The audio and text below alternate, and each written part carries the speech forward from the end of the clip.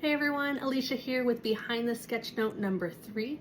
Today we're going to look at a digital sketchnote that I made in response to a Zoom call that I was on with Temple Grandin. And it was coming around the time that she had just finished and published her book Visual Thinking, The Hidden Gifts of People Who Think in Pictures, Patterns, and Abstractions. So let's take a look. Okay, so for those of you that don't know Temple Grandin, you may recognize her from this book, and I think there was a movie maybe made about her, Thinking in Pictures, My Life with Autism. And if you've been at all in the special education space or working with students on the autism spectrum, she talks a lot about the strengths-based approach of helping students develop talents. And so we're going to take a look at some of her message from this talk that she gave on Zoom. And so as you can see, this is a pretty polished sketch note. It has a lot of color, and I'm going to show you in a second how that came to be. And content-wise, she talks a lot about processing time.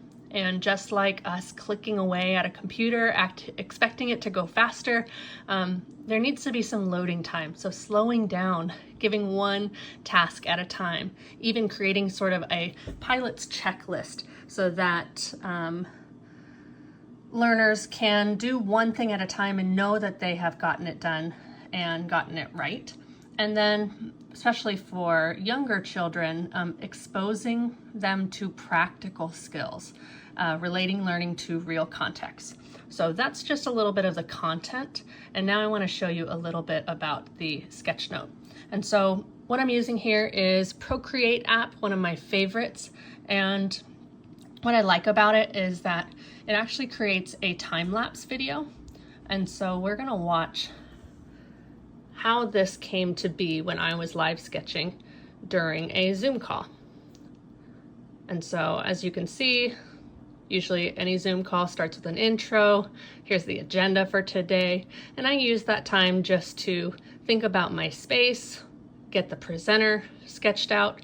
And luckily they had an agenda that talked about the different tips for developing talent. So I was able to sort of lay out my page with those 4 components.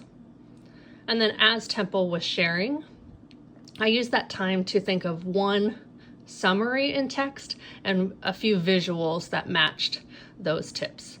At this stage, I'm pretty much working with black and white, maybe some gray, and a lot of my sketch notes stay at this level with just black, white, and maybe a pop of color. Because this is one that I wanted to share in a conference presentation, I took the extra steps afterwards to polish it with some added color and just make sure it was a little bit more refined.